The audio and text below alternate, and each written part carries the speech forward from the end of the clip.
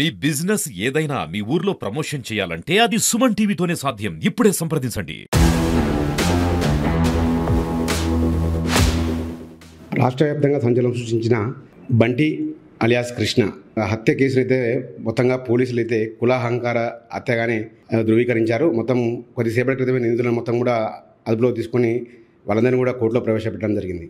అసలు 26 నుండి ఈరోజు వరకు సీన్ టు సీన్ ఏం జరిగిందనే విషయంపై మనతో మాట్లాడడానికి ఈ కేసుకు మొత్తం కూడా ఇన్వెస్టిగేషన్ ఆఫీసర్గా ఉన్న సూర్యాపేట డీఎస్పీ రవి గారు ఉన్నారు. వారితో మాట్లాడదాం. సార్, అసలు ఏం జరిగింది సార్ 26వ తారీఖు రోజు? అసలు కేసు మొత్తం కూడా సంబంధించి వివరాలు చెప్పండి.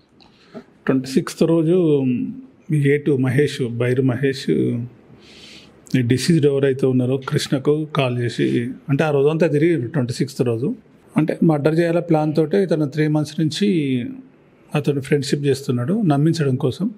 26th రోజు కంప్లీట్గా అతనితో తిరిగిండు. ఆ రోజు పక్కా చేయాలనుకున్న ఉద్దేశంతో లంచ్ టైంలో ఇంటికి వెళ్తాడు, బంటి ఇంటికి వెళ్తాడు. తర్వాత ఈవినింగ్ కాల్ చేస్తే వస్తాడు. ఇద్దరు కలిసి చిన్న మన పిల్లలు మరి శివార్లో చిన్న పార్టీ చేసుకుంటున్నాం. ప్లాన్లో భాగంగా అక్కడ బంటి వాళ్ళ మిస్సెస్ వాళ్ళ బ్రదర్స్ ఇద్దరు ఉంటారు. ఎవరు నవీన్ అండ్ వంశీ ఉంటారు. చిన్న పార్టీ అయిపోయినాక స్కూటీ ఎక్కుతుంటాడు బంటి. స్కూటీ వెనకాల మహేష్ ఉండి అప్పటికే చీకటి పడుతుంది. అతను కింద పడేస్తాడు, చేయితోటి పడేస్తాడు.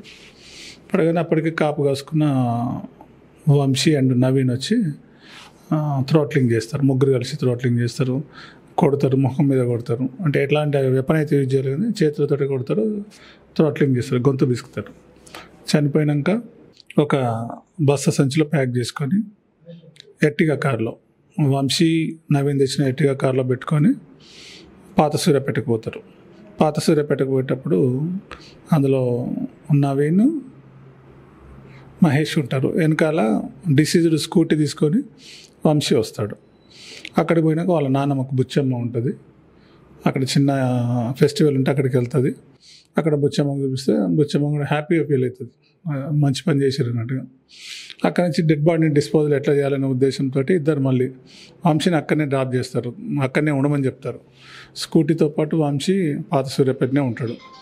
అక్కడి నుంచి వాళ్ళిద్దరూ ఖమ్మం హైవే మీదుగా కేతపల్లి నకరికల్ మీదుగా నల్గొండకి వెళ్తారు. మార్గ మధ్యలో వాళ్ళ ఫ్రెండ్ నవీన్ వాళ్ళ ఫ్రెండ్ ఉంటాడు చరణ్ అని, అతనికి కాల్ చేస్తారు. వస్తున్నాం, చిన్న హెడ్ఏక్గా ఉంది, ట్యాబ్లెట్స్ ఏమైనా ఉంటే చూడండి అంటారు. సరే అంటారు. అక్కడికి వెళ్ళాక చరణ్ కలుస్తాడు. చరణ్ కలిసినాక అతను వెహికల్ ఎక్కించుకుంటారు. ఆ వెహికల్ ఎక్కించుకుని చరణ్కి చెప్తారు అప్పుడు మనం అనుకున్న పని అయిపోయిందని. డెడ్ బాడీ చూపిస్తారు. కనగల ఏరియా దగ్గరికి పోతారు. అక్కడనే డిస్పోజల్ చేయాలనుకుంటారు. ఇంటీరియర్ కదా, మళ్ళీ వెహికల్ చెక్కింగ్ ఉండదు. మళ్ళీ రిటర్న్ వస్తారు. రిటర్న్ వచ్చి నల్గొండలో మళ్ళీ చరణ్ను డ్రాప్ చేసి వాళ్ళిద్దరు మళ్ళీ వచ్చి అరవపల్లి రూట్లో వచ్చి మళ్ళీ పాత సూర్యాపేటకి వెళ్తారు.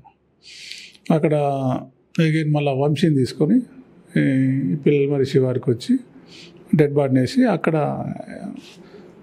ఈ డిసీజ్ యొక్క వెహికల్ పక్కనే పెట్టేసి వెళ్ళిపోతారు. ఆ వెహికల్ వచ్చేసి అక్కడ సూర్యాపేటలో వదిలేస్తారు. అంతకుముందు ప్లాన్లో భాగంగా ఒక కత్తి కూడా ఉంటుంది వాళ్ళ దగ్గర. కత్తి కూడా యూజ్ చేయరు, అది సీన్లో పడేస్తారు, సీన్లో దొరుకుతుంది. అదేవిధంగా మన 26th కన్నా ముందు 19th రోజు కూడా ప్లాన్ చేస్తారు. అందులో భాగంగానే ఈ నల్గొండకు సంబంధించి చరణ్ వస్తాడు.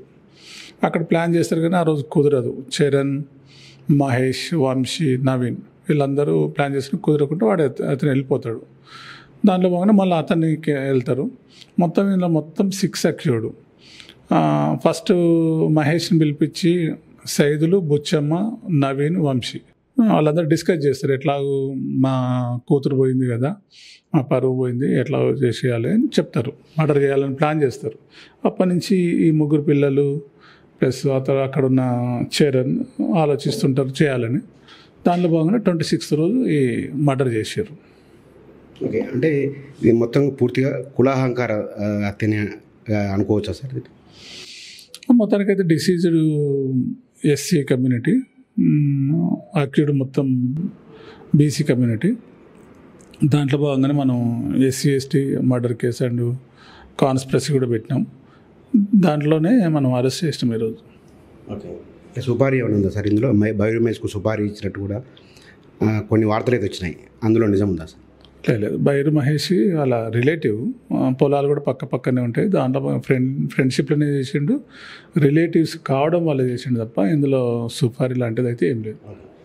మొత్తం 3 సార్లు రెక్కింగ్, అంతకుముందు ఒకసారి 19th సార్, ఇంకొకసారి ఏమన్నా ఎక్కడ ప్లాన్ చేసుకున్నారు సార్ వీళ్ళు? ఎలా చేసుకోవాలి 19th రోజు ఎలా స్కెచ్ వేశారు సార్? 19th రోజు ఈ చరణ్ ఉంటే చరణ్ ఒక చిన్న పొలం దగ్గరికి పిలిపించి సర్వే చేస్తున్నట్టు చేస్తారు. అక్కడికి మహేష్ బంటిని తీసుకొని వస్తాడు. అక్కడ ముందే పోయి అక్కడ వంశీ నవీన్ ఉంటారు, కానీ అక్కడ పబ్లిక్ ఎక్కువ ఉండడం వల్ల అప్పుడు ప్లాన్ మారుస్తారు, తర్వాత చేద్దామని. 25th రోజు కలుసుకున్నప్పుడు మాత్రం రేపు ఖచ్చితంగా చేయాలని అనుకుంటారు. లేట్ అవుతుంది ఇప్పటికే, ఖచ్చితంగా చేయాలనుకుంటారు. దాంట్లో బాగానే 26 రోజు చేస్తారు. అంటే ఇవి బంటికి మహేష్కు ఎలా స్నేహం కుదిరింది సార్? ఏదో ల్యాండ్ విషయం 300 గజాలు ఏదో ఉన్నది సార్, అది ఏంటి సార్ దాని కథ? పెద్ద ఇష్యూ కాదు.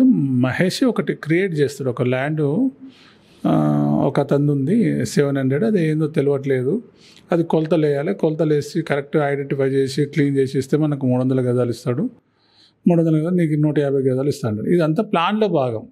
ఎవరి భూమి ఉండదు, అది ఏముండదు, ఏదో ఖాళీ ప్లేస్ చూపించి కొలత చూపిస్తుంటారు అంతే తప్ప ఇందులో పంపకాలు తీసుకోవడాలు ఏముండవు. ప్లాన్లో భాగంగా ఒక ల్యాండ్ చూపించి కొలతలు వేస్తారు.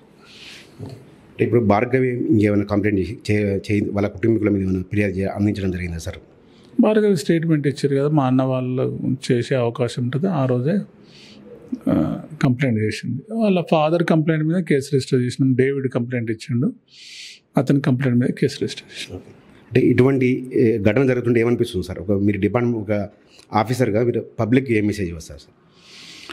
ఏదైనా ఉంటే పోలీస్ స్టేషన్కు రావాలి. ఇప్పుడు కూడా కులం మతం అంటూ మర్డర్ చేసుకుంటే మనం ఏం మెసేజ్ ఇస్తాం అర్థం కావట్లేదు. దయచేసి ఎవరు కూడా పిల్లలను ప్రేమించుకున్న వదిలేద్దాం, అలా సంతోషంగా బతికితే సరిపోతుంది. ఇప్పుడు ఈ చిన్న సంఘటనలో ఎంటర్ ఫ్యామిలీ మొత్తం జైలుకి పోతారు, ఆ పిల్ల ఒంటరిది అయిపోయింది, అమ్మాయి ఒంటరిది అయిపోయింది. సో ఎవరికి సంతోషం లేదు. ఇక్కడ వాళ్ళు జైలుకి పోయారు, ఈ అమ్మాయి భర్త లేకుండా అయిపోయాడు. ఇలాంటి ఇష్యూస్ పునరావృతం కావద్దు. కులం లేదు, మతం లేదు, మనుషులంతా ఒక్కటే. Thank you very much sir. ఇది డిఎస్పీ గారు, ఇన్వెస్టిగేషన్ ఆఫీసర్గా ఉన్న సూర్యాపేట డిఎస్పీ రవి గారు చెబుతున్నారు. కేవలం ఈ హత్య వెనుక తమ పరువు పోతుంది, ఎక్కడ పోతుందనే ఒక ఇంటెన్షన్ తప్పించి మిగతా ఏమీ లేదు. సో ఇదంతా కూడా ఏది ఏమైనప్పటికీ కూడా ఈ క్షణిక ఆవేశంలో చేసిన ఈ హత్యకు భార్గవి అయితే ఒంటరిగా మిలిపిందని కూడా డిఎస్పీ గారు చెప్తా ఉన్నారు.